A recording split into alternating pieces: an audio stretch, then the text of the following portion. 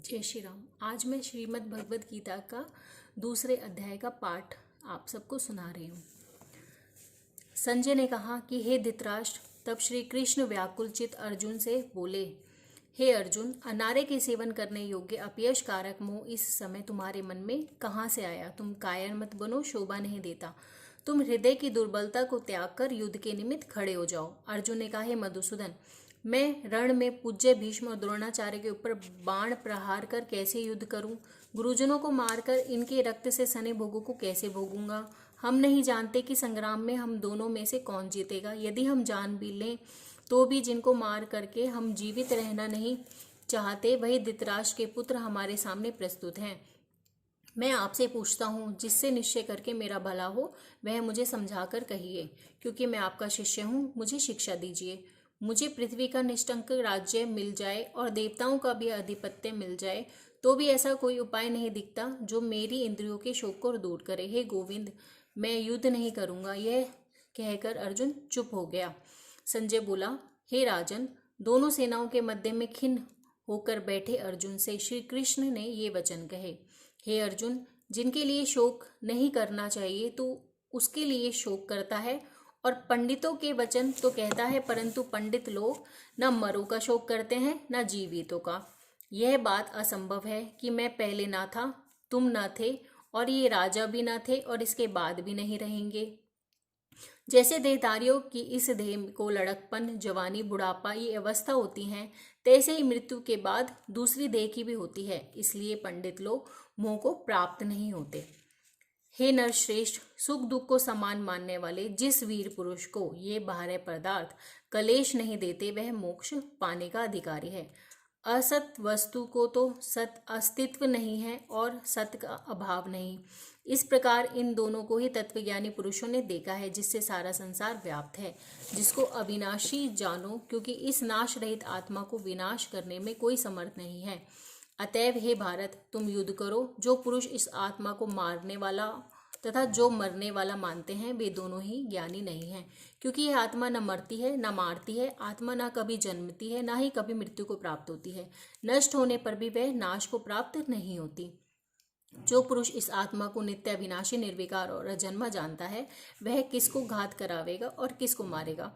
जिस प्रकार मनुष्य पुराने वस्त्र को फेंककर नए वस्त्र ग्रहण करता है, उसी प्रकार आत्मा पुरानी देह छोड़कर नई देह धारण करती है। आत्मा को शस्त्र नहीं काट सकते, अग्नि नहीं जला सकती, जल भिगो नहीं सकता।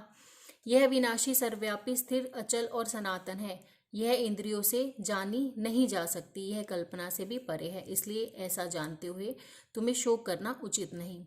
हे महाबाबो, यदि तुम इस आत्मा को नित्य जन्म लेने और नित्य मरने वाले मानते हो तो तुम भी शोक नहीं करना चाहिए, क्योंकि जो जन्मा उसकी मृत्यु और जिसकी मृत्यु हुई उसका जन्म निश्चय है। अतएव जो बात अनिवार्य है उसके लिए सोच करना व्यर्थ है। जन्म लेने से पहले क्या था किसी को मालूम नहीं, फिर मरने के पीछे क्या होगा कोई नहीं जानता। ऐसी दशा में किसी बात को का सोच करना क्या तुमको उचित है? इस कारण सम प्राणियों के विषय तुमको सोच करना उचित नहीं। अपने धर्म को भी सोचकर तुमको घबराना उचित नहीं, क्योंकि क्षत्रियों को धर्म पूर्वक युद्ध से और कुछ भला करने वाला नहीं। हे पार्थ, बिना इच्छा किए स्वर्ग का द्वार रूप यह युद्ध तुमको स्वतः प्राप्त हुआ है। ऐसा सुअवसर भाग्यवान क्षत्रियों को ही मिलता है। यदि तुम अपना धर्म के अनुसार इस संग्राम को न करोगे तो अपना धर्म और बड़ाई खो बैठोगे। सब लोग सदा तुम्हारी अपकीर्ति करेंगे और प्रतिष्ठा करने वाले पुरुषों के लिए अपयश का होना मृत्यु से भी बढ़कर है। ये महारथी समझेंगे कि अर्जुन डरकर संग्राम से हट गया, और अब तक जो लोग तुम्हारा मान करते थे वे अपयश करने लगेंगे। शत्रु लोग तुम्हारे पराक्रम की निंदा करते हुए अनेक प्रकार के दुर्वचन कहेंगे। इससे बढ़कर दुख तुमको और क्या होगा? यदि तुम युद्ध में नष्ट हो गए तो स्वर्ग का सुख भोगोगे और जीतने पर सब पृथ्वी तल पर राज्य करोगे। इसलिए युद्ध के निमित्त दृढ़ प्रतिज्ञ होकर खड़े हो जाओ। सुख दुख, लाभ हानि, जय पराजय, इन सबको समान समझकर लड़ने के लिए तैयार हो। ऐसा करने से तुम पाप को प्राप्त नहीं होंगे। हे पार्थ, यह ज्ञान उपदेश ज्ञान योग के विषय में तुमसे कहा गया। अब निष्काम कर्म योग के विषय में सुन। जिस ज्ञान को पाकर कर्म बंधन से तेरी मुक्ति होगी। कर्म योग मार्ग एक बार प्रारंभ किए बिना कर्म का नाश नहीं होता और विघ्न पड़ने पर भी शुभ फल होता है। और इस कर्म का केवल प्रारंभ ही संसार के भय से छुड़ाकर पूर्ण ब्रह्म प्राप्त कराता है। निश्चय करने वाली बुद्धि इस निष्काम कर्म में एक ही है और कामना वाले पुरुषों की बुद्धि एकाग्र नहीं रहती। हे अर्जुन, अज्ञानी उस पुष्पिता वाणी को ही स्वर्ग सुख से बढ़कर कुछ नहीं समझते, स्वर्ग सुख को ही उत्तम पुरुषार्थ समझते हैं। उनको कामनाओं से चित्त व्याकुल होने के कारण निश्चयात्मक बुद्धि मोक्ष साधन की नहीं उत्पन्न होती, कारण कि उनका चित्त भोगादि में सदैव निमग्न रहता है। जिन मनुष्य का चित्त इस प्रकार मोह लिप्त है और जिनकी आसक्ति भोग विलास ऐश्वर्य में है, ऐसे पुरुषों के अंतःकरण में निश्चयात्मक बुद्धि नहीं होती। हे अर्जुन, अनेक जलाशयों में मनुष्य का कार्य सिद्ध नहीं होता। बड़े जलाशयों से वे सब प्रयोजन अनायास ही सिद्ध हो जाते हैं। उसी तरह संपूर्ण वेदों में कहा हुआ काम कर्मों का फल ब्रह्म में भक्ति रखने वाले मनुष्य को सहज ही प्राप्त होता है। तुमको केवल कर्म करना चाहिए, फल तुम्हारे अधिकार में नहीं। न तो फल की अभिलाषा से काम करो, न ही निकम्मे रहो। फल की आशा त्याग कर कार्य की सफलता को समान मानकर तुम योगस्थ होकर कर्म करो। यही कर्म ज्ञान योग है। बस बुद्धि योग सहित कर्म से अन्य कर्म अत्यंत हीन है, इसलिए तुम बुद्धि योग का आश्रय ग्रहण करो। फल की इच्छा रखने वाले निष्कृष्ट होते हैं। निष्काम कर्म करने वाले पुरुष ईश्वर कृपा से इस संसार में सुकृत तथा दुष्कृत इन दोनों को ही त्याग देता है। इसलिए तुम निष्काम कर्म के प्रवृत्त हो। कर्म फल को त्याग कर ही बुद्धि युक्त ज्ञानी पुरुष जन्म बंधन से हटकर मोक्ष को प्राप्त होते हैं। जब तुम्हारी बुद्धि मोह वन के बाहर निकल जाएगी, तब तुम्हारा मन आगे सुनने वाली और हुई बातों से विरक्त हो जाएगा। जिस समय वह निश्चल होकर आत्मा में स्थित होगा, तभी तुमको तत्वज्ञान प्राप्त होगा।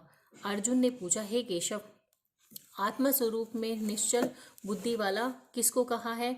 उसके लक्षण क्या हैं? श्री कृष्ण जी बोले कि हे अर्जुन, जो महापुरुष मन की सब कामनाओं को त्याग देता है और अपने आप में ही प्रसन्न रहता है, उसको निश्चल बुद्धि कहते हैं।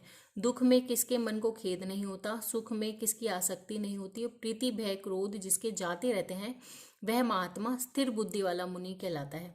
जो शुभ पदार्थ प्राप्त होने से हर्ष नहीं करता और अशुभ से अप्रसन्न नहीं होता, उसी की बुद्धि स्थिर बुद्धि जाननी चाहिए। और कछुआ जैसे अपने अंगों को सिकोड़ लेता है, उसी तरह जो पुरुष अपने इंद्रियों को विषय से हटाता है, उसकी बुद्धि स्थिर जाननी चाहिए। यहाँ हरि पुरुष के विषय घट जाते हैं, परंतु विषयों में उसकी चाह बनी रहती है। पर भ्रम का अनुभव होने पर भी चाह घट जाती है। हे अर्जुन, मोक्ष में प्रत्यक्ष करने वाले विद्वान व्यक्ति को भी प्रबल इंद्रिय बलात्कार से उसके मन को जीत लेती है। इसीलिए सब इंद्रियों को विषयों से रोककर मेरे विषय तत्पर हो जाए।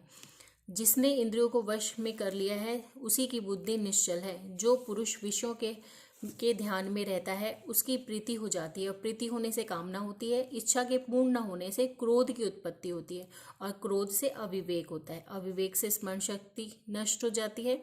स्मरण शक्ति के नष्ट होने से बुद्धि क्षय होती है। जिसकी बुद्धि का नाश हुआ, वह विनाश को प्राप्त होता है। जो पुरुष राग द्वेष से रहित हो, अपने मन को वश में रखता है, वह शांति को प्राप्त होता है। शांति मिलने पर सब दुखों का नाश हो जाता है। प्रसन्न चित्त वाले की बुद्धि निश्चल होती है। जो पुरुष योग युक्त नहीं है, उसकी निश्चल बुद्धि उत्पन्न नहीं होती। ईश्वर में भावना नहीं होती। भावना न होने से शांति प्राप्त नहीं होती। अशांत को सुख कहाँ से मिलेगा? जैसे वायु नाव को जल में खींच लेती है, उसी प्रकार इंद्रियां उस पुरुष की बुद्धि का नाश कर देती है।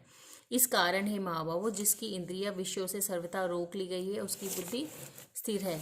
जो सब प्राणियों की रात है, उसमें संयमी जाता रहता है और प्राणी मात्र जिस समय जागते हैं, मुनिजनों की वह रात्रि है। जल से भरे समुद्र में और नदियों का जल भरने पर भी वह अपनी मर्यादा में रहता है। उसी प्रकार जिस पुरुष में इच्छा के रहने पर भी सब विषय भोग प्रवेश नहीं करते, उसी को शांति मिलती है। विषयों की इच्छा करने वाले को शांति नहीं मिलती। जो सब कामनाओं को छोड़कर और इच्छा रहित विचरता है, वह शांति को प्राप्त होता है। हे पार्थ, भ्रम स्थिति यही है। ऐसी स्थिति मिल जाने पर प्राणी फिर मोह में नहीं फंसता और अंत समय में निर्वाण ब्रह्म को प्राप्त होता है। ये खत्म हुआ दूसरा अध्याय। जय श्री राम।